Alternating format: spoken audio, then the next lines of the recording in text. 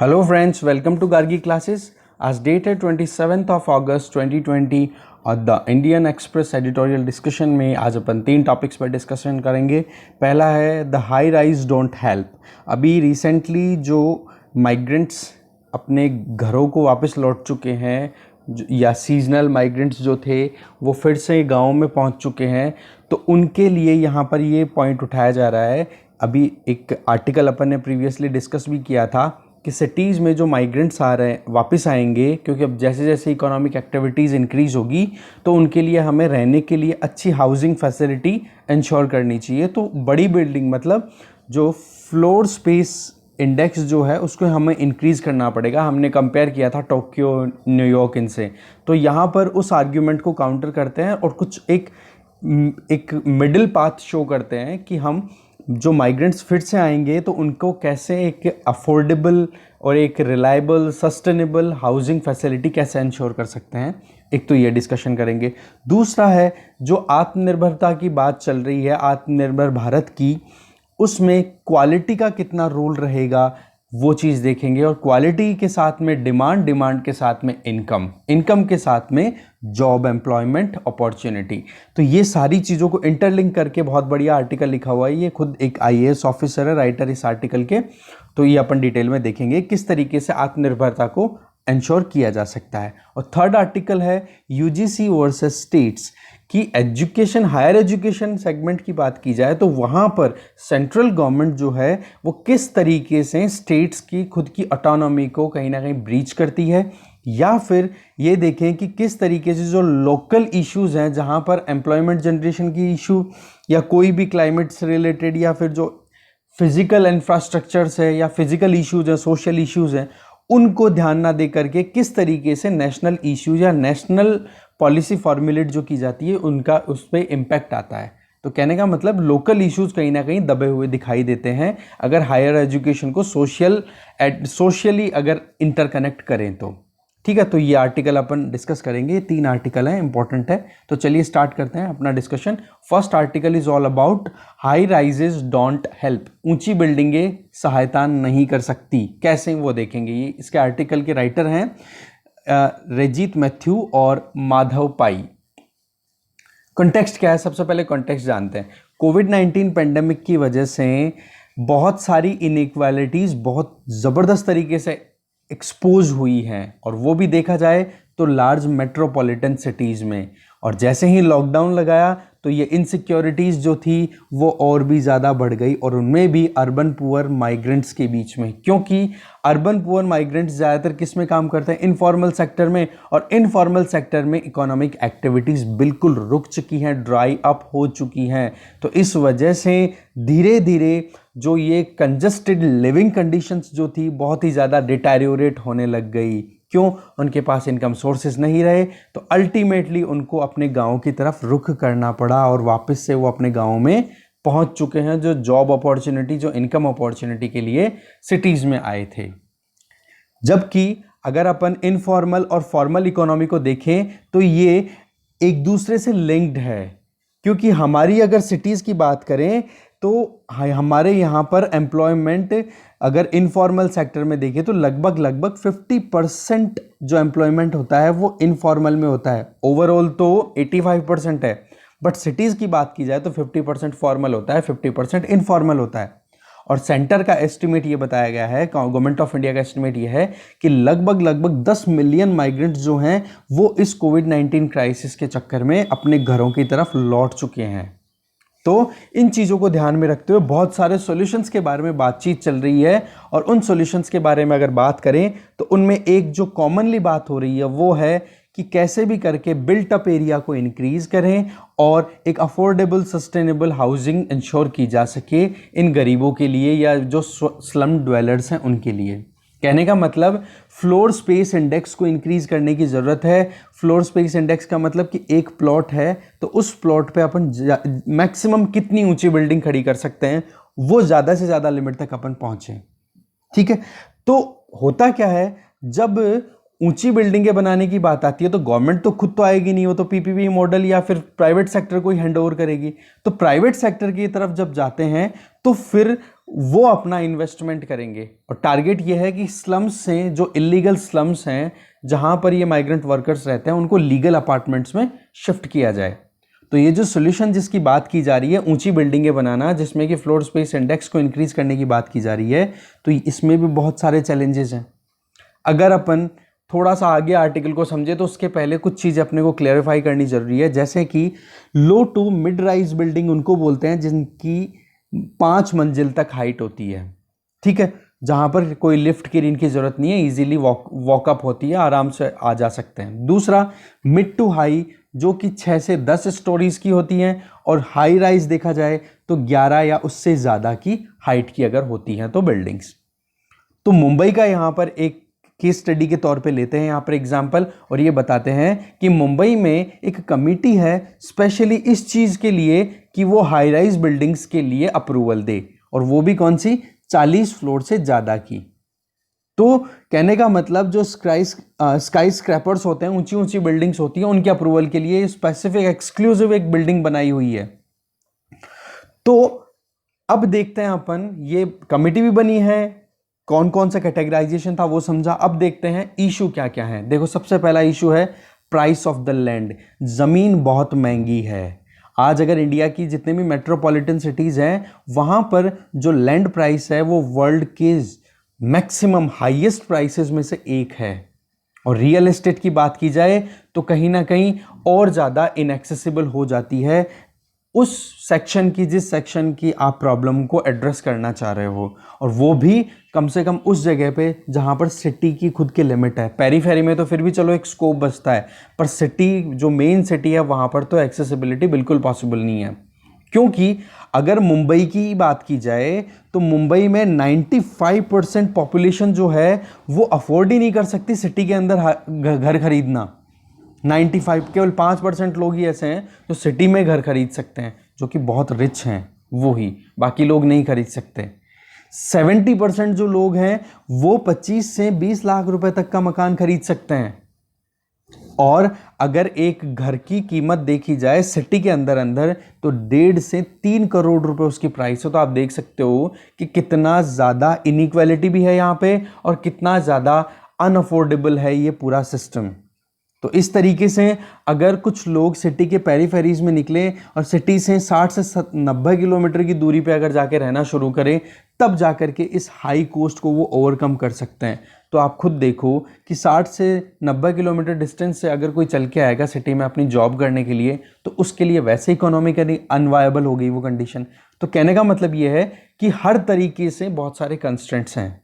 रही सही में अगर आप अफोर्डेबल हाउसिंग बनवाने की कोशिश करते हो, वो भी प्राइवेट सेक्टर के बेसिस पे, तो प्राइवेट सेक्टर तो भाई लो प्रॉफिट मार्जिन पे क्यों काम करेगा। तो इस तरीके से मार्केट या फिर ये पूरे सिस्टम को देखते हुए आज जो इन्वेंट्री है, अनसोल्ड जितने भी हाउसेज हैं या फ्लैट्स हैं, अपार्टमेंट्स हैं, वो हैं जिनमें कहीं ना कहीं प्राइवेट सेक्टर का टारगेट होता है ज़्यादा से ज़्यादा मार्जिन क्रिएट करना। कैसे, देखो यहाँ पे एक स्टडी एस्टिमेट बताया गया है, प्रॉपर्टी कंसल्टेंट है एनारॉक करके। तो उन्होंने ये बताया है कि मुंबई मेट्रोपॉलिटन रीजन की अगर बात करें तो वहाँ पर लगभग 2,16,603 हाउसेज हैं वो वैकेंट पड़े हैं, कोई नहीं रहता वहाँ पे, जो कि मुंबई सिटी के टोटल स्टॉक का लगभग 33% है। पर वो वैकेंसी किस लिए है, क्योंकि उन अपार्टमेंट्स को सेल आउट करना किसको टारगेट किया हुआ है, हायर इनकम ग्रुप्स को। तो ये अपने आप में 2019 का डेटा बता रहे हैं, ये अपने आप में एक आयरनी है कि हाउसेस की जो एक सप्लाई है वो प्रॉब्लम नहीं कर रही है, हाउसेस का यहां पर प्रॉब्लम आ रही है अफोर्डेबिलिटी की, lack of house affordable, house supply की प्रॉब्लम नहीं है। जबकि 33% अगर हाउसेस खाली पड़े हैं, इसका मतलब प्रॉब्लम क्या है, अफोर्डेबिलिटी की है, सप्लाई की प्रॉब्लम नहीं है यहाँ पे। इसी तरीके से मान लो अब आपने लैंड की बात करी, अब लैंड की कॉस्ट को आप रिमूव करो कि गवर्नमेंट ने सोशल सब्सिडी प्रोवाइड कर दी, और आप फिर उसके बाद में हाई राइज बिल्डिंग्स बनाना शुरू करते हो, जहां पर हाई पर स्क्वायर फीट कंस्ट्रक्शन आपको इंक्रीज करना पड़ेगा, क्योंकि लैंड तो फिक्स है। अब आप इंक्रीज कर रहे हो ऊपर हाइट, तो कंस्ट्रक्शन का जो है एक पर्टिकुलर स्क्वायर फीट एरिया पे कंस्ट्रक्शन तो बढ़ेगा, जैसे जैसे हाइट बढ़ेगी उस तरीके से। तो इससे क्या होगा, आप एक अफोर्डेबल हाउसिंग बना सकते हो। और अफोर्डेबल हाउसिंग बनाने के लिए जो नेशनल गाइडलाइंस हैं उनके अकॉर्डिंग 30 स्क्वायर फीट का कारपेट एरिया आपने फिक्स कर रखा है। अब आप एक चीज बताओ, एक स्मॉल यूनिट लैंड है, उस पे आप बिल्डिंग बनाओगे और 30 स्क्वायर फीट एरिया आप बना रहे हो, तो उसके लिए या तो आपको क्या करना पड़ेगा, बड़ा एक फ्लोर बना दिया और उसके बाद में पार्टीशन वॉल्स क्रिएट कर दी। अब पार्टीशन अगर आप क्रिएट करोगे तो जो सुपर स्ट्रक्चर है जो हाइट के साथ साथ में ऊपर बढ़ता जाएगा, उसका लोड फाउंडेशनल सबस्ट्रक्चर पे आएगा कि नहीं, नींव पे तो जोर आएगा, दबाव बनेगा ऊपर से, तो वो भी अनवायबल बनाता है।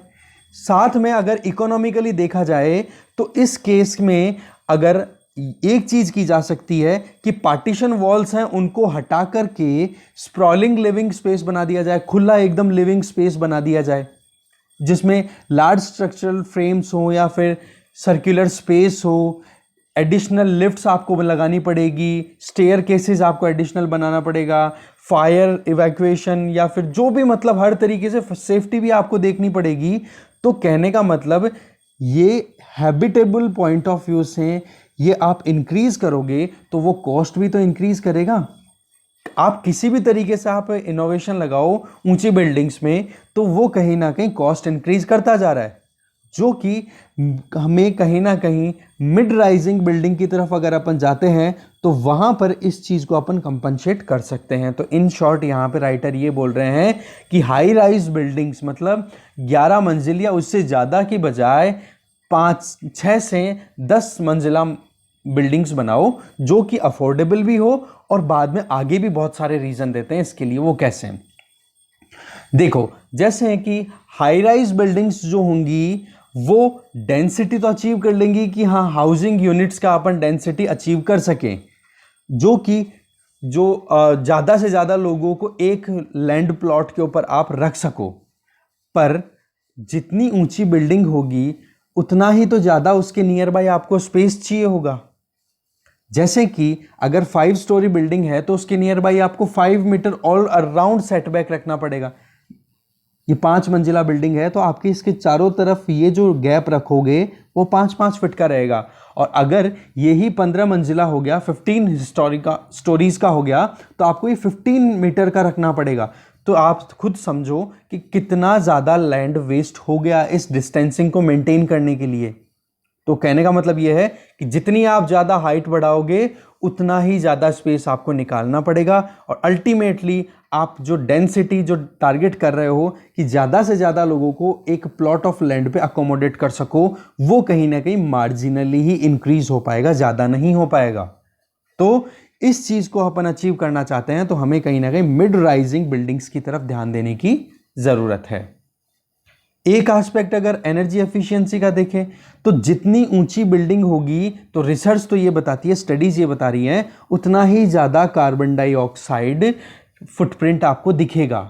क्योंकि वहां पर जैसे जैसे आप हाइट पे जाओगे वहां पर आप modern energy based modern equipments install करवाओगे, चाहे वो लिफ्ट हो, चाहे वाटर पंपिंग की बात कर लो, चाहे थर्मल कंफर्ट की बात कर लो, गर्मी ना लगे तो एसी आप लगाओगे। तो कहने का मतलब कॉस्टिंग वैसे बढ़ती चली जाती है।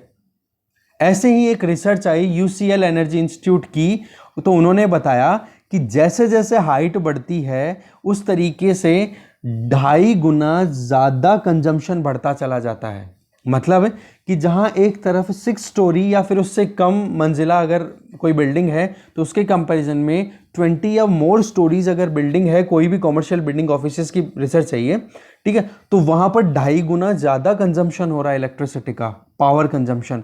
तो वो भी तो कॉस्ट इंक्रीज कर रहा है, और साथ में मेंटेनेंस कॉस्ट है वो भी साथ में एग्जॉर्बिटेंट होती चली जाती है। तो लो इनकम ऑक्यूपेंट जो भी लोग हैं उनके लिए अनअफोर्डेबल हो रहा है हाई राइज बिल्डिंग्स का होना।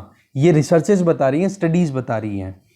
साथ में अगर अपन स्पेसिफिक इंटेंशन ये दें कि अर्बन पुअर माइग्रेंट्स जो हैं वो हाई राइज बिल्डिंग्स में रहे तो उनके लिए ये एफिशिएंट भी नहीं है, और पर स्क्वायर फीट एरिया के हिसाब से आप देखो तो अफोर्डेबिलिटी भी नहीं आ रही है यहाँ पे। तो हमें पीपल डेंसिटी और इनकी मेंटेनेंस कॉस्ट और ये सस्टेनेबिलिटी एस्पेक्ट को भी हमें ध्यान में रखना चाहिए। और इसके साथ साथ में जो लैंड पार्सल्स जहां पर कहीं ना कहीं डिफिकल्टीज देखी जा रही हैं सिटीज में, क्योंकि आज अगर कोई भी डेवलपमेंट प्रोजेक्ट आता है तो सबसे बड़ा चैलेंज तो ये होता है लैंड एक्विजिशन। और सिटीज में जो ऑलरेडी हाईली डेंस्ड एरियाज हैं वहां पर आप लैंड कैसे इकट्ठी करोगे? ये अपने आप में एमलगमेशन जो प्रोसेस जो है वो, और साथ में फिर पार्किंग इशू, रही सही में रियल एस्टेट मार्केट के वैल्यू अप डाउन होना, अनसर्टेन होना, वो सारी चीजें कहीं ना कहीं वल्नरेबल हैं इन सारे जो इकोनॉमिकली वीकर सेक्शंस है उनके लिए। तो ये सारी बातें अगर ध्यान दें तो शुरुआत में जो हमारा फर्स्ट प्रिंसिपल था कि अफोर्डेबल हाउसिंग इंश्योर करनी है, तो वो कहीं ना कहीं फुलफिल होती हुई दिखाई नहीं देती है। यहां पर राइटर एक रिपोर्ट का हवाला देते हैं, technical group on urban housing shortage. इसकी एक रिपोर्ट है जिसमें यह बताया गया है कि 97% ऑफ हाउसिंग शॉर्टेज है वो किस वजह से है? इनएडिक्वेट हाउसेस की वजह से। ठीक है, किस पर्टिकुलर सेगमेंट में? लोअर इनकम सेगमेंट में, ना कि हाउसेस की कमी। वही अफोर्डेबिलिटी बात आ गई, अफोर्डेबिलिटी कहीं ना कहीं वीक पड़ रही है। और मुंबई में अपन ने देखा कि मुंबई की लगभग 50% पॉपुलेशन जो है वो स्लम्स में रहती है। ये अपने आप में बहुत चौंकाने वाली फैक्ट है ये। ठीक है, तो नेट डेंसिटी आप देखोगे तो पीपल पर हेक्टेयर वहां पर आप देख सकते हो 2000 से 3000 लोग एक एरिया में, एक हेक्टेयर में रहते हैं। तो ये डेंसिटी बहुत ज्यादा हो जाती है। तो इसलिए ये क्लियर बात निकल के आती है कि higher per capita consumption floor space की अगर अपन बात करें तो वो कहीं ना कहीं वायबल नहीं है इकोनॉमिकली वीकर सेक्शंस के लिए। तो इनके लिए सबसे बेटर क्या रहेगा कि हम 4 to 5 स्टोरी बिल्डिंग्स बनाएं, जो कि इनके लिए बहुत ज़्यादा सुटेबल रहेगा। और सुटेबल कैसे? देखो, इकोनॉमिकली तो अपन ने बात कर ली। दूसरी चीज़ अगर ये देखें तो जो 5 स्टोरी कोर्टयार्ड बिल्डिंग्स होंगी जिनमें बीच में चौक होगा बड़ा सारा, तो वो कम्युनिटी इंटरेक्शन भी इंक्रीज करेगा। आसपास में पेड़ पौधे होंगे तो डाउन टू अर्थ होंगे, मतलब जमीन से जुड़े हुए रहेंगे। किस तरीके से?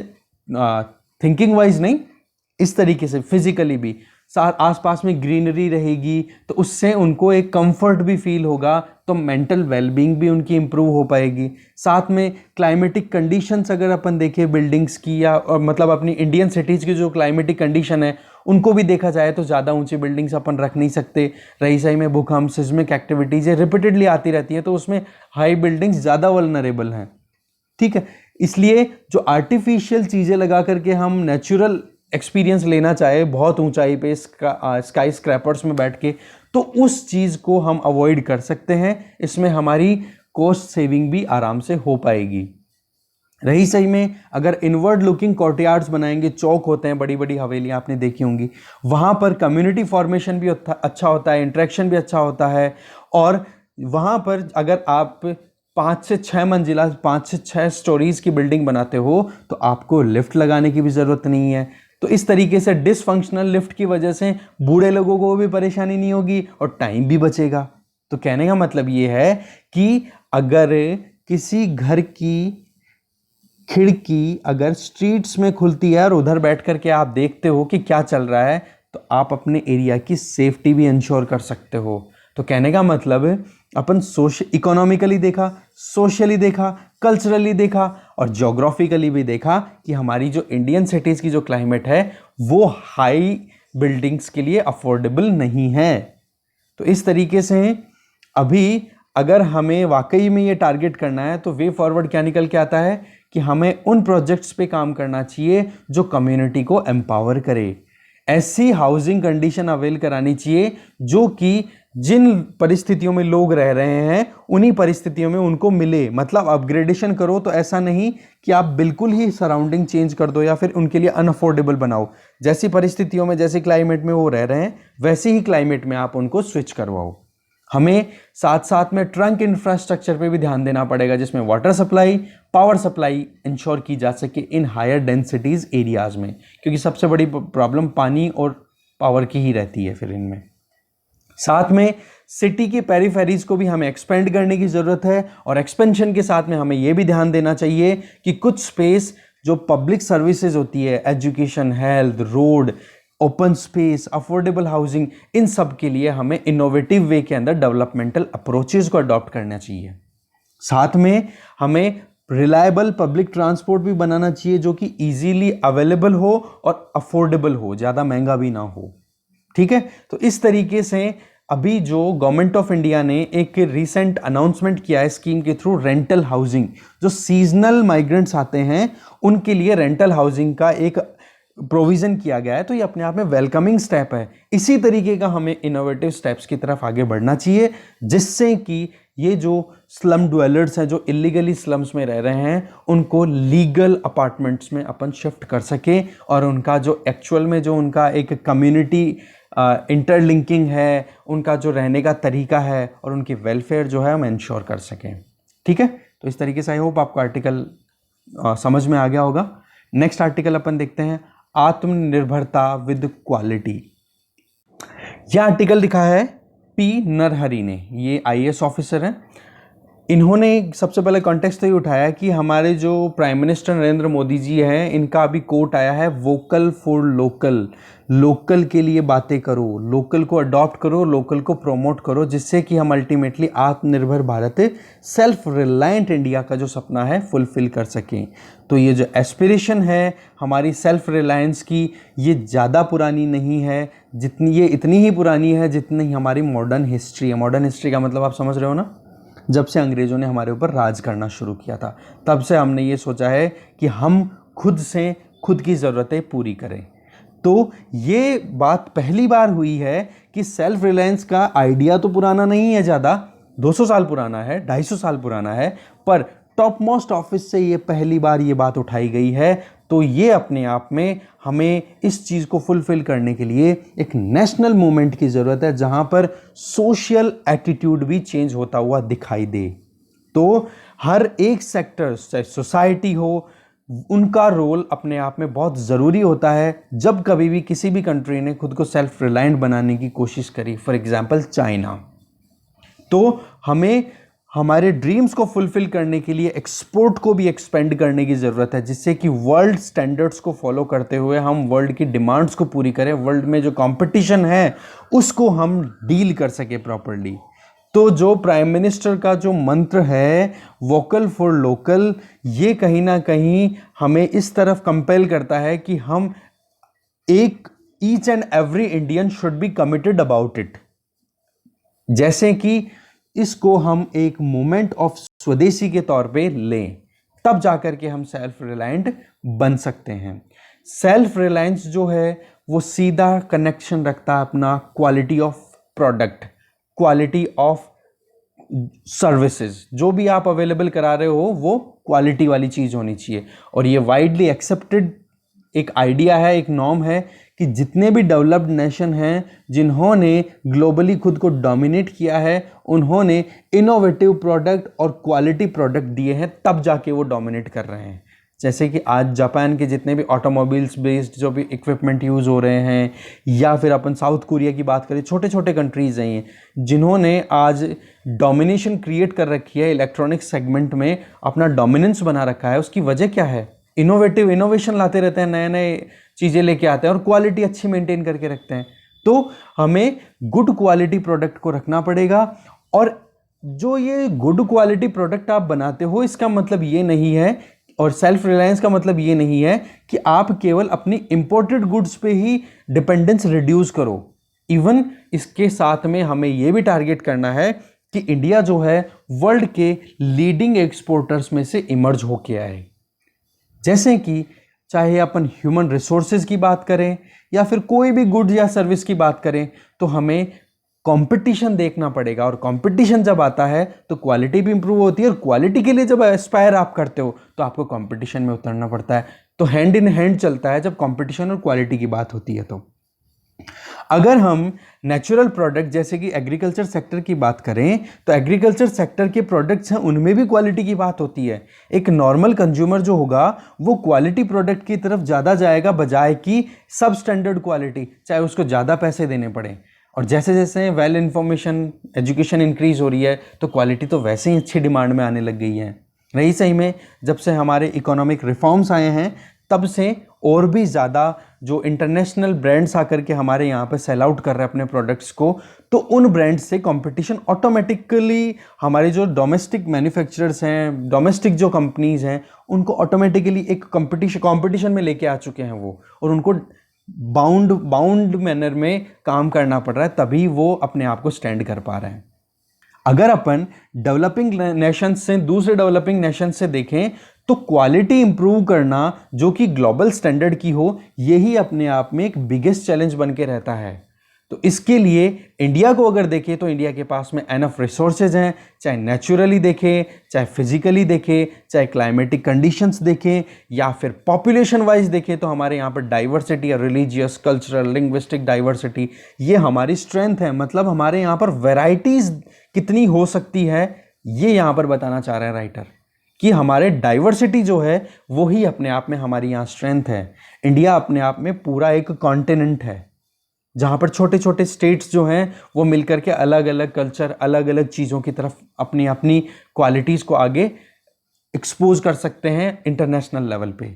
तो अभी ज़रूरत क्या है कि हमें इंडिया में एक कॉन्शियसनेस लेके आनी पड़ेगी, इंडियन कॉन्शियसनेस, जिसमें ये डिज़ायर हो कि हम क्वालिटी प्रोडक्ट ही प्रोड्यूस करेंगे और क्वालिटी प्रोडक्ट ही एक्सेस करेंगे, जिसकी डिमांड वर्ल्ड लेवल पे होती है, और इंडिया जो है वो वर्ल्ड लेवल की जो डिमांड्स है उनको फुलफिल कर सके। अगर अपन हर एक दिन की, मतलब डेली लाइफ में, अगर सोसाइटी की डेली लाइफ में क्वालिटी को इंटरलिंक कर दें तो सेल्फ रिलायंस का ड्रीम है वो आराम से अपन रियलाइज कर सकते हैं। तो क्वालिटी हर एक फेस में आनी चाहिए लाइफ के, ऐसा नहीं कि प्रोडक्ट वाले में आ गई। डिमांड ही अगर क्वालिटी प्रोडक्ट की नहीं होगी तो भैया आप कैसे काम कर पाओगे। पर अभी जो कोविड-19 की वजह से सिचुएशन आई है, जो कि बिगेस्ट इकोनॉमिक क्राइसिस फेस किए जा रहे हैं इंडिया और वर्ल्ड लेवल पे, तो ये चैलेंज कहीं ना कहीं अपने आप में क्वालिटी वाली चीज पे सवाल उठाता है कि क्वालिटी आप कैसे इंश्योर करोगे। क्योंकि आप जैसे जैसे इंफ्रास्ट्रक्चर को स्ट्रेंथन करोगे, सप्लाई चेन को स्ट्रेंथन करने की बात कर रहे हो, स्टोरेज फैसिलिटी को आप बेटर करने की बात कर रहे हो, प्रोसेसिंग जो सिस्टम है उसको आप बेटर करने की बात कर रहे हो, तो साथ साथ में हमें डिमांड भी तो बनानी पड़ेगी। अगर डिमांड क्वालिटी प्रोडक्ट की नहीं होगी, डिमांड ही नहीं होगी, तो क्वालिटी प्रोडक्ट कैसे आएगा, कंपटीशन कैसा होगा। तो यहां पर हमें टॉप क्वालिटी प्रोडक्ट्स को अगर इंश्योर करना है तो हमें हमारे यहां पर कंजम्पशन को भी धीरे धीरे बढ़ाना पड़ेगा, क्योंकि लैक ऑफ डिमांड जो है वो कहीं ना कहीं फार्मर्स को बहुत बुरे तरीके से इंपैक्ट करती है। वो कैसे? क्योंकि हमारे यहाँ पर कुछ ही क्रॉप्स ऐसी हैं जिनको एमएसपी मिलती है, मिनिमम सपोर्ट प्राइस मिलता है, जिसको गवर्नमेंट एक प्री फिक्स्ड रेट के ऊपर गवर्नमेंट उन क्रॉप्स को खरीद लेती है। बाकी बची हुई जो क्रॉप्स हैं वो तो सारा का सारा डिमांड पे ही तो डिपेंड करता है कि लोग कितना खरीद रहे हैं। और ये चीज किस पे डिपेंड करेगी कि लोगों के पास डिस्पोजेबल इनकम कितनी है। तो हमें ये कोशिश करनी चाहिए कि लोगों की इनकम इंक्रीज हो, और इनकम इंक्रीज होने के साथ में हमें न्यू एम्प्लॉयमेंट अपॉर्चुनिटीज भी क्रिएट करने की जरूरत है। इंडिया के सामने एक ट्रमेंडस बड़ी सारी अपॉर्चुनिटी है, क्योंकि इंडिया के हैंडीक्राफ्ट्स और आयुर्वेदिक प्रोडक्ट्स जो हैं वो वर्ल्ड लेवल पे रिकॉग्नाइज्ड हैं, पर इनको भी कहीं ना कहीं चैलेंजेस का सामना करना पड़ता है जब बात आती है क्वालिटी की, ब्रांडिंग की और मार्केटिंग की। तो इन चीज़ों पे भी हमें ध्यान देने की ज़रूरत है। एग्रीकल्चर हमेशा से ट्रेडिशनली फंडामेंटल सेक्टर रहा है इंडिया के लिए, पर हमारे एग्रीकल्चर की जो प्रोडक्टिविटी है या फिर इकोनॉमी में जो कंट्रीब्यूशन है वो सब स्टैंडर्ड है, लोवेस्ट है, जबकि लार्जेस्ट परसेंटेज ऑफ पॉपुलेशन जो है वो एग्रीकल्चर सेक्टर में ही इन्वॉल्व है। तो कहने का मतलब है इनपुट तो ह्यूमन रिसोर्सेज का बहुत सारा है, पर एक्चुअल में जो आउटपुट होना चाहिए प्रोडक्टिविटी या economic contribution point of view से वो बहुत कम है। तो हमें कुछ लोगों को इस एग्रीकल्चर इंडस्ट्री से निकाल करके, एग्रीकल्चर सेक्टर से निकाल करके इंडस्ट्रीज में, इंफ्रास्ट्रक्चर में और सर्विस सेक्टर की तरफ ले जाने की जरूरत है। और ये कब हो सकता है? जब हम डिमांड को कंसिस्टेंटली इंक्रीज करेंगे इन सेक्टर्स में, इंडस्ट्रियल सेक्टर में डिमांड हो, इंफ्रास्ट्रक्चर सेक्टर में डिमांड हो, सर्विस सेक्टर में डिमांड हो, तो ऑटोमेटिकली वहां पर मैन पावर की जरूरत पड़ेगी। और मैन पावर की जब जरूरत पड़ेगी तो अपने आप ही एग्रीकल्चर में जहां 50% इंडियन पॉपुलेशन ऑक्यूपाई हो रही है, ऑलमोस्ट 55%, तो वो अपने आप ही धीरे धीरे रिड्यूस हो जाएगी, तो प्रोडक्टिविटी ऑटोमेटिक इंक्रीज हो जाएगी। अगर एग्रीकल्चर सेक्टर की प्रोडक्टिविटी को हमें डेवलप्ड नेशन तक अप्रोच करना है जिससे कि हम डोमिनेट कर सके ग्लोबल मार्केट्स में, तो हमें जितने भी कॉम्पिटिशन्स हैं वर्ल्ड लेवल के उनको फेस करना पड़ेगा। क्योंकि आज वर्ल्ड लेवल पे प्रोडक्टिविटी बेसिस, आज यूएसए में जितने लैंड एरिया पे एक आदमी काम करता है उतने लैंड एरिया पे इंडिया में कम से कम 50 आदमी काम करते हैं। तो इतना डिफरेंस है। तो हमें इस प्रोडक्टिविटी सेगमेंट पे भी कहीं ना कहीं स्टिफ कंपटीशन देखना पड़ेगा, चाहे वो एग्रीकल्चर सेक्टर ही क्यों ना हो। तो चाहे वो एग्रीकल्चर हो, चाहे कोई सा और सेक्टर हो, तो कंपटीशन में तो उतरना पड़ेगा और हमें अच्छी क्वालिटी के प्रोडक्ट देने पड़ेंगे और सस्ती रेट पे, कॉम्पिटिटिव रेट पे। ऐसा नहीं कि हमने रेट बिल्कुल रिड्यूस कर दी तो क्वालिटी बिगड़ गई, क्वालिटी इंप्रूव कर दी तो हमारी जो प्राइसेस हैं वो ही कॉम्पिटिटिव नहीं रही। तो कहने का मतलब ये है कि जो आंसर है इस पूरे चैलेंज के लिए वो हमें ध्यान देना पड़ेगा, जिसमें सबसे इंपॉर्टेंट रोल आता है इंडियन सोसाइटी का। जैसे कि हमने बिहेवियरल चेंज के लिए क्लीनलीनेस, स्वच्छता की तरफ ध्यान देना शुरू किया, पब्लिक कॉन्शियसनेस लेके आ गए, वही पब्लिक कॉन्शियसनेस हमें क्वालिटी के लिए भी अब राइज करने की ज़रूरत है। साथ में क्वालिटी ह्यूमन कैपिटल पे भी ध्यान देने की ज़रूरत है, जिससे कि हमारे यहाँ पर डिमांड इंक्रीज हो और एम्प्लॉयमेंट मार्केट को भी अपन को इंक्रीज करने की ज़रूरत है। और एक ह्यूमन बीइंग को ह्यूमन रिसोर्स में कन्वर्ट करने के लिए स्किल डेवलपमेंट अपने आप में बहुत ज़्यादा क्रूशियल हो जाता है। और जैसे स्किल डेवलपमेंट होगा तो ऑटोमेटिकली इकोनॉमिकली एक अपलिफ्टमेंट होगा। इसके लिए भी जो चैलेंजेस आते हैं उनको हमें एक्सप्लोर करने की ज़रूरत है। तो कहने का मतलब ह्यूमन रिसोर्स और प्रोडक्ट दोनों क्वालिटीज़ में हमें ग्लोबल स्टैंडर्ड्स को फॉलो करना पड़ेगा। और इसके लिए 135 करोड़ लोगों में इतनी ताकत है कि वर्ल्ड क्लास प्रोडक्ट्स के लिए वो डिमांड कर सकें और वर्ल्ड को फोर्स कर सकें कि भाई आप हमसे खरीदो, क्योंकि हमारे यहाँ पर डोमेस्टिक मार्केट भी बहुत स्ट्रांग है। तो कहने का मतलब राइटर का ये है कि हमें डोमेस्टिक डिमांड को इतना हाई लेवल पे लेके जाना चाहिए, सोसाइटल जो एटीट्यूड है उसको इंक्रीज करना चाहिए, लोगों को एम्प्लॉयबल बनाओ स्किल दे करके, उनकी डिमांड इंक्रीज करो, उनकी जो डिस्पोजेबल इनकम है उसका लेवल इंक्रीज करो, तब जाके डिमांड बढ़ेगी तो ऑटोमेटिक अच्छी क्वालिटी के प्रोडक्ट आएंगे। और जब इंडिया में ही अच्छे प्रोडक्ट यूज होंगे तो वर्ल्ड लेवल पे भी वो प्रोडक्ट कॉम्पीट करेंगे, तो वर्ल्ड भी अपने आप ही उनकी तरफ अट्रैक्ट होगा और हमारे यहाँ से एक्सपोर्ट बूस्ट होगा। हमें इस चीज़ के लिए रिसर्च एंड डेवलपमेंट को भी वर्ल्ड स्टैंडर्ड्स के लेवल पे ले जाना पड़ेगा। इसके लिए एग्जाम्पल दिया जाता है कि इसरो ने जो काम किया है स्पेस टेक्नोलॉजी में, जहां आज हम इंटरनेशनल सैटेलाइट्स को लॉन्च करते हैं, इसी तरीके से एटॉमिक एनर्जी में जो हमारे यहाँ पर परफॉर्मेंस दी गई है वो कंट्री को प्राउड फील कराती है। तो इसी तरीके से हमें और सेक्टर्स में भी ध्यान देने की ज़रूरत है, जैसे कि एजुकेशन के साथ में हमें टॉप एजुकेशनल इंस्टीट्यूशंस का नंबर्स इंक्रीज करना पड़ेगा, क्योंकि पॉपुलेशन हमारी बहुत ज़्यादा है, एब्जॉर्प्शन बहुत कम है और कहीं ना कहीं इंडिया में काम हो भी रहा है। जैसे बहुत सारे एम्स का खुलना, आईआईटीज़ का खुलना, एनआईटीज़ का खुलना तो कर भी रही है गवर्नमेंट, ऐसी बात नहीं है, पर और ज़्यादा इन चीज़ों पे इंटेंसिवली हमें काम करने की ज़रूरत है। आज मेडिसिन सेक्टर की बात करें तो यहाँ पर हाई टेक इक्विपमेंट्स की रिक्वायरमेंट होती है। जब से इकोनॉमिक लिबरेशन की हमने बात की है 1990s में, जब से एलपीजी पॉलिसी आई है, तब से इंडिया जो है सेल्फ सफिशिएंट होता हुआ दिखाई दे रहा है। बट आप देखोगे ऑटोमोबाइल सेक्टर मैक्सिमम कंपनीज कहाँ की हैं? फॉरेन कंपनीज हैं। चाहे डिफेंस सेक्टर की बात करें तो आज हम पूरा इंपोर्ट पे डिपेंडेंट है, क्योंकि हमारी खुद की डोमेस्टिक कंपनीज अभी तक उतना कॉन्फिडेंट या फिर स्ट्रॉन्ग एनफ नहीं है कि डिफेंस सप्लाईज को इंश्योर कर सके। तो हमें इन सेक्टर्स पे भी सेल्फ रिलायंट होने की ज़रूरत है, जो बहुत ज़रूरी है।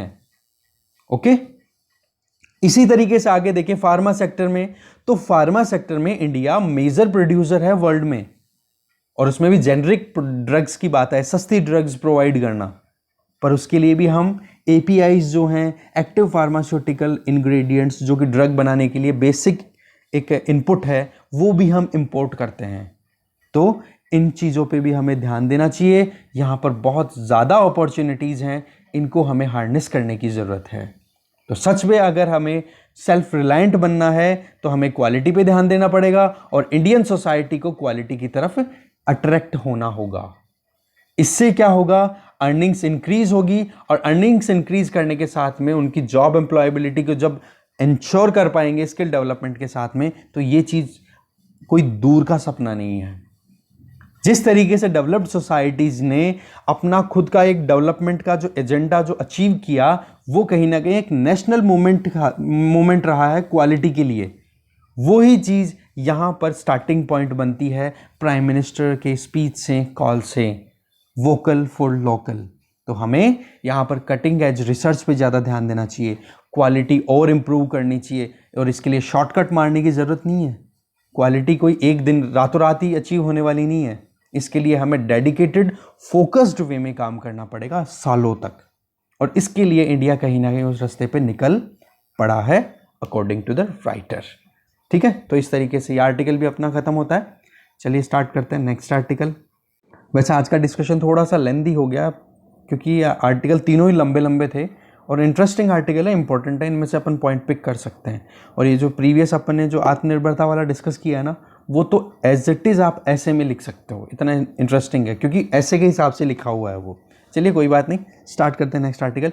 यूजीसी वर्सेस स्टेट्स, ये आर्टिकल लिखा है मिलिंद सोहनी और ओशन धारप ने। ठीक है, कॉन्टेक्स्ट देखते हैं। कॉन्टेक्स्ट एकदम सिंपल सा है। यूजीसी और स्टेट ऑफ महाराष्ट्र की जो गवर्नमेंट है उनके बीच में एक लीगल बैटल चल रहा है, और इस लीगल बैटल ने फिर से स्पॉटलाइट अपने ऊपर ले ली है सेंटर स्टेट रिलेशंस के। अगर हायर एजुकेशन सेगमेंट की बात की जाए, उसमें सेंटर का स्टेट का क्या रिलेशन है। केस बिल्कुल सिंपल है कि एपिडेमिक चलते हुए अपने को पता है कि सारी एजुकेशनल सिस्टम बिल्कुल ध्वस्त हो गई। तो उस चक्कर में जो यूजीसी ने गाइडलाइंस डिक्लेयर की है कि भाई फाइनल एग्जाम करवा लो 30 सितंबर से पहले। तो बहुत सारी स्टेट गवर्नमेंट्स इंक्लूडिंग महाराष्ट्र ने मना कर दिया कि भाई अभी एग्जाम कंडक्ट कराना बिल्कुल ठीक नहीं है, केसेस बहुत ज़्यादा आ रहे हैं, और हम जो ग्रेड या फिर डिग्रीज हैं वो सेमेस्टर परफॉर्मेंस जो दिसंबर में एग्जाम हुए थे उनके बेसिस पे हम अलॉट कर देते हैं, तो ये एफिशिएंट रहेगा। तो इस चीज़ को यूजीसी ने कहा, बोला कि ये तो स्टैंडर्ड्स को डाइल्यूट करने वाली बात हो गई, और उन्होंने एक डिक्टेट डिक्लेयर कर दिया कि भाई यूनिवर्सिटीज़ को दे मस्ट करना ही पड़ेगा सितंबर 30 से एग्ज़ाम को ऑनलाइन ऑफलाइन या इन दोनों के मिक्स में करवाओ पर। तो इस तरीके से स्टेट्स का क्लेम ये रहा है कि सेंटर का ये जो लेजिस्लेशन जितना भी रहा है ये कहीं ना कहीं एनक्रोचिंग रहा है, क्योंकि इकलौता एक ये जो मतलब ये है कि स्टेट्स जो भी क्लेम कर रहे हैं वो कहीं ना कहीं लेजिस्लेटिव जो फील्ड होता है उसमें एनक्रोच करने वाला है, क्योंकि केवल पार्लियामेंट को ही ये पावर अवेलेबल है। जो हमारा शेड्यूल 7 है जिसमें लिस्ट्स हैं, उन लिस्ट में से फर्स्ट लिस्ट जो है जो यूनियन लिस्ट है उसमें एंट्री 66 है, उसमें एक्सक्लूसिवली पार्लियामेंट को एम्पावर किया हुआ है कि हायर एजुकेशन के स्टैंडर्ड्स को डिटरमाइन कर सके, कोऑर्डिनेशन को इंश्योर कर सके स्टेट्स से थ्रू द लेजिस्लेटिव प्रोसीजर्स। तो ये चीज इंश्योर की हुई है हमारे यहां पर। तो ये जो डायरेक्टिव्स हैं जिसमें टारगेट ये है कि protect the academic future of the students, जिसमें मेन टारगेट है कि जो स्टूडेंट्स हैं उनका एकेडमिक फ्यूचर सेफ किया जा सके। तो यहां पर ये तो कॉन्स्टिट्यूशनल प्रोविजन हो गया, और यहां पर यूजीसी का डायरेक्शन हो गया, और उधर स्टेट्स का आर्ग्यूमेंट हो गया। तो तीनों चीजें आपकी क्लियर हो गई। अब बात करते हैं इस ब्रॉड क्लेम को एग्जामाइन करने की, क्योंकि जब बात फ्रेश ग्रेजुएट्स की हो और जिनका अपॉइंटमेंट हो चुका है या फिर अपॉइंटमेंट लेटर आ गया या आने वाला था, वो अपनी जॉब सब खो रहे हैं। वजह कि उनके पास में फाइनल डिग्री या सर्टिफिकेट नहीं है कि आपकी ग्रेजुएशन कंप्लीट हो गई। बस गड़बड़ यहां पे ये दिखाई देती है कि अभी तक भी एमएचआरडी ने इन एम्प्लॉयर्स को या इंस्टीट्यूशंस को इन्फॉर्म नहीं किया है, भाई ये जो आपकी फाइनल डिग्री की रिक्वायरमेंट है आप उसको डेफर भी तो कर सकते हो। तो यहां पर कहीं ना कहीं हमें एग्जामिन करने की जरूरत है इन इश्यूज को। अब राइटर काउंटर करते हैं सारे इशू अच्छे से। एंट्री 66 की अगर बात करें, जो ये कहता है कि सेंटर जो है, सेंटर का रोल ये है कि वो कोऑर्डिनेशन और स्टैंडर्ड्स को इंश्योर कर सके और साथ में हायर एजुकेशन और रिसर्च और साइंटिफिक और टेक्निकल इंस्टीट्यूशंस में एक कोऑर्डिनेशन या फिर स्टैंडर्ड्स को इंश्योर कर सके। ये सेंटर का रोल है। तो इस चीज़ के लिए सेंटर ने रिपीटेडली बहुत सारे पॉलिसीज, बहुत सारे गवर्नेंस स्टेप्स लिए हैं इन चीज़ों को इंश्योर करने के लिए एंट्री 66 के अंडर में। जैसे कि यूजीसी एक्ट आया 1956 में, जिसके अंडर में यूजीसी नेट, जो कि कॉलेज टीचर या कॉलेज लेक्चरर्स के लिए क्वालिफाइंग एग्जाम होती है, वो कंडक्ट करवाता है। और यूजीसी जो यूनिवर्सिटीज़ होती है उनको एक्रेडिटेशन भी देता है, अप्रूवल भी देता है। इसी के अलावा आईआईटी एक्ट जो 1961 में आया, उसके अंडर में जेईई और फिर उसके बाद में गेट का एग्जाम लगाना शुरू कर दिया। इसी तरीके से 2016 में अमेंडमेंट आया इंडियन मेडिकल काउंसिल एक्ट में, जो 1956 था, उसमें नीट का गिफ्ट मिला अपने को। इसी तरीके से सिंगल प्रोविजन जो कॉन्स्टिट्यूशन का है एंट्री 66, जिसमें कुछ की एक्ट्स हैं, उन की एक्ट्स ने पूरी इंडिया की हायर एजुकेशन सिस्टम को एक क्वालिफाइंग और कॉम्पिटिटिव एग्जाम्स के जाल में बांध के रख दिया है अकॉर्डिंग टू द राइटर्स। ये राइटर्स आईआईटी से एसोसिएटेड है, ठीक है। तो आप देखोगे यहाँ पे कि जो इंडिया का हायर एजुकेशन सिस्टम वो केवल क्वालिफिकेशन या क्वालिफाई करना है या कॉम्पिटिटिव एग्जाम्स के नाम पे लगा हुआ है पूरा का पूरा। केवल किस नाम को लेकर के कि हम स्टैंडर्ड्स को अपहोल्ड करते हैं, स्टैंडर्ड्स का नाम लेकर के केवल एक जाल बना दिया। साथ में इसके साथ में अभी तक कुछ ही ऐसे एफर्ट्स हैं जिनके बेसिस पे देखा जा सकता है कि हम कॉन्क्रीट सोशल गोल्स जो हैं उनके ऊपर फोकस्ड हायर एजुकेशन दे रहे हैं। आज ये जो पूरा सिस्टम, जितने लॉज अपन ने देखे प्रीवियस स्लाइड पे, वो सारे ब्यूरोक्रेटिक नेशनल सिस्टम है जहां पर एक्रेडिटेशन और ranking of institutions he matter करने लग गई है, जिससे बहुत सारे रिसर्च पेपर ऐसे आते हैं जो वर्थलेस जर्नल्स में पब्लिश होते हैं, या फिर रिसर्च में कितने ही करोड़ों, हजारों करोड़ों रुपए खर्च हो रहे हैं, जो कि वाकई में अभी ग्राउंड रियलिटी से बहुत दूर हैं। तो इस चीज पर इधर एक अट्रैक्शन करते हैं कि जो न्यू अट्रैक्ट करते हैं अपनी मतलब रीडर्स को, कि जो new education, national education policy आई है, उसका पर्पस भी एक हायर एजुकेशन का जो पर्पस है वो है कि पर्सनल अकम्प्लिशमेंट और एनलाइटनमेंट इंश्योर करना, जिससे कि ज़्यादा से ज़्यादा पब्लिक एंगेजमेंट हो और सोसाइटी के लिए प्रोडक्टिव कंट्रीब्यूशन दे सके एक स्टूडेंट्स, इस चीज़ के लिए इनेबल करना। तो यहाँ पर ये जो वर्ड्स हैं ये वेगनेस शो करते हैं, क्योंकि इन चीज़ों में अभी तक भी उन सवालों के जवाब नहीं मिल रहे हैं जिन सवालों के जवाब अभी तक नहीं मिल पाए हैं। क्या सवाल? कि कॉन्क्रीट टर्म्स में एक स्टूडेंट और या इंस्टीट्यूशन को करना क्या चाहिए? क्या एक अच्छे स्टूडेंट को लोकल इश्यूज पे न्यूज़पेपर में आर्टिकल लिखना चाहिए या फिर स्टडी कंडक्ट करनी चाहिए? एक आईआईटी का जो स्टूडेंट है, आईआईटी जो इंस्टीट्यूशंस हैं, चाहे वो बड़ी यूनिवर्सिटी कोई भी हो, उनको अपने लोकल रीजन में, जैसे कि आईआईटी बॉम्बे जो है, उसको कोल्हापुर में जो फ्लड्स आई हैं उनके बारे में रिसर्च करनी चाहिए, या फिर उनको अपनी सिटीज़ में जो पेंडेमिक का जो पैरामीटर्स हैं उनके मेजर्स पे ध्यान देना चाहिए, या फिर जो लोकल कॉलेजेस हैं उनकी रिसर्च ड्रिंकिंग वाटर पे हो उस पे ध्यान देना चाहिए, या फिर उनका और कुछ फ्रेमवर्क होना चाहिए? ये सवाल वो हैं जिनके अभी तक जवाब नहीं मिल पाए। कहने का मतलब ये है कि लाइन ड्रॉ नहीं की हुई कि किसका क्या डोमेन है। इसी तरीके से अगर आप एलीट इंस्टीट्यूशंस जो कि नेशनल एक्सपेक्टेशंस को फुलफिल कर रहे हैं, उनका काम रेलवेज के वर्क को इंप्रूव करना है या फिर श्रमिक सर्विसेज की टाइम टेबल को फिक्स करना है, कहने का मतलब डिलीनिएशन प्रॉपर नहीं हो पाया है। और यही चीज़ यहाँ पर वेगली यहाँ पे दी हुई है कि सोसाइटी के लिए किस तरीके से आप काम करवाओगे स्टूडेंट्स से, बजाय इसके नेशनल कॉम्पिटिटिव एग्जाम्स जैसे जेईई, नीट, गेट, ये एग्जाम्स जो लग रहे हैं ये डी फैक्टो स्टैंडर्ड्स बन चुके हैं एजुकेशन के लिए। और इससे हो क्या रहा है? कोचिंग क्लासेस ज़्यादा से ज़्यादा हो रही है। और रही सही में जो स्टेट की खुद की एबिलिटी होनी चाहिए, एक स्टेट की उनकी एबिलिटी कि डॉक्टर प्रोड्यूस करे अपनी लोकल रिक्वायरमेंट के अकॉर्डिंग, इंजीनियर्स प्रोड्यूस करे, वहां पर नेशनल इश्यूज पे डॉक्टर्स प्रोड्यूस हो रहे हैं। जैसे कि नीट एग्जाम आपने शुरू कर दी, तो जो वाकई में एक मतलब या फिर प्रैक्टिस होती है साइंस की, उसको डिस्टॉर्ट करता हुआ दिखाई दे रहा है अगर सेंटर से कोई पॉलिसी बनती है। वही बात हो गई, अभी तक आपने भी पढ़ा होगा कि जो पॉलिसी फॉर्मुलेशन होना चाहिए वो बॉटम टू टॉप अप्रोच पे होना चाहिए, कि बॉटम रियलिटीज को चेक करो फिर टॉप पे बननी चाहिए, ना कि टॉप टू बॉटम। और अभी तक अपने ये जो सेंट्रलाइज्ड एग्जाम देखे, जेई, नीट, गेट, ये तो सेंट्रलाइज्ड हो रही हैं, लोकल इश्यूज पे तो आप ध्यान ही नहीं दे रहे हो। तो अल्टीमेटली बच्चा किसकी तरफ जाएगा? अपनी लोकल रियलिटीज को ना समझने के चक्कर में फिर कोचिंग की तरफ जाएगा। तो ये भी तो एग्जॉर्बिटेंट एनवायरमेंट बन रहा है, ये भी तो यूथ के डेवलपमेंट को एडवर्सली इंपैक्ट कर रहा है।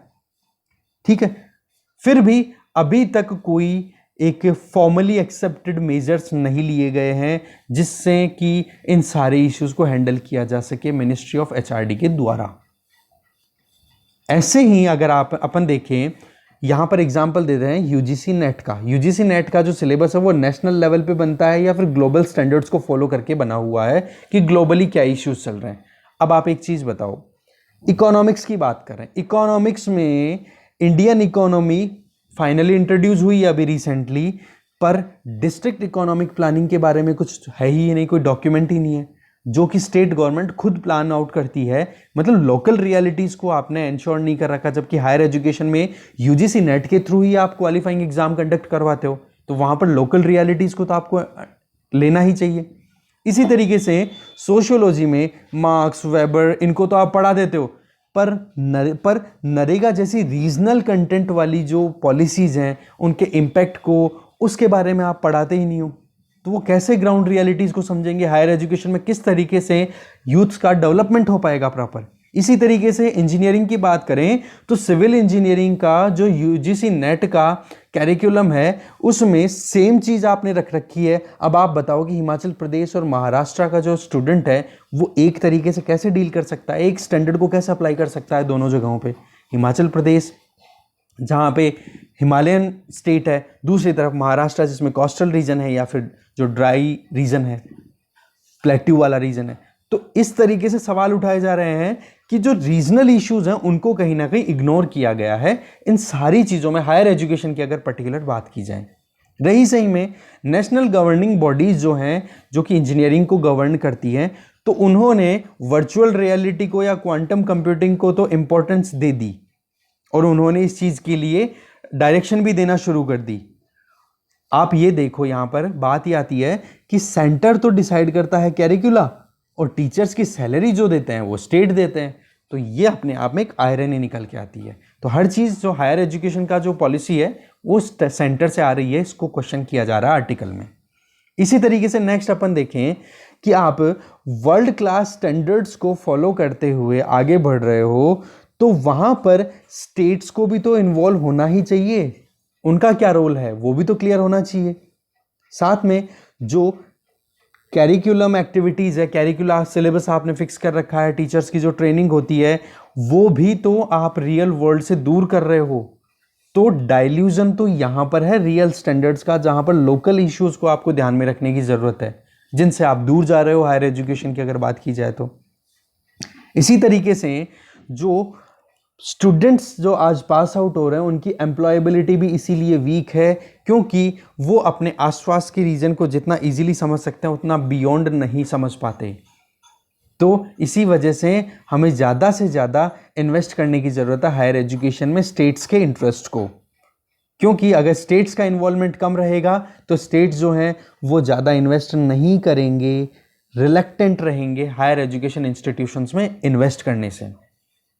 अगर अपन पेडागॉजिकली देखें तो स्टूडेंट्स तभी अच्छे से परफॉर्म कर पाते हैं, अच्छे से सीख पाते हैं जब उनको रियल लाइफ प्रॉब्लम्स देखने को मिलती है, जिन कंटेक्स्ट से वो फेमिलियर हो। जहाँ पे आज आप रहते हो, चाहे गांव हो चाहे सिटी हो, तो अपने नियर बाय आप सराउंडिंग देखोगे तो वो चीज़ें आप अच्छे से समझ पाओगे और किताबों में लिखी हुई मिलेगी, बजाय कि अपन यूएस की क्लाइमेट के बारे में पढ़ें। एक छोटा सा एग्जाम्पल दे रहा हूँ मैं आपको, ओके। वो बात अलग है कि ये चीज़ भी बहुत ज़रूरी है, पर यहाँ पर राइटर ये बोल रहे हैं कि लोकल इश्यूज़ को भी आपको इन्वॉल्व करना चाहिए। साथ में केस स्टडीज देखें तो लोकल प्रॉब्लम की अगर देखें तो वो कहीं ना कहीं कैरिकुलर्स में एब्सेंट है, वो आनी चाहिए। एमएचआरडी को इस चीज़ पे ज़्यादा से ज़्यादा ध्यान देना चाहिए, जबकि एमएचआरडी क्या करती है, जो भी अगर स्टेट गवर्नमेंट्स कोई भी अगर एक्टिविटीज़ परफॉर्म करना चाहती है अपने लेवल पे हायर एजुकेशन पे, तो वहाँ पर उन चीज़ों को अवॉइड करती है।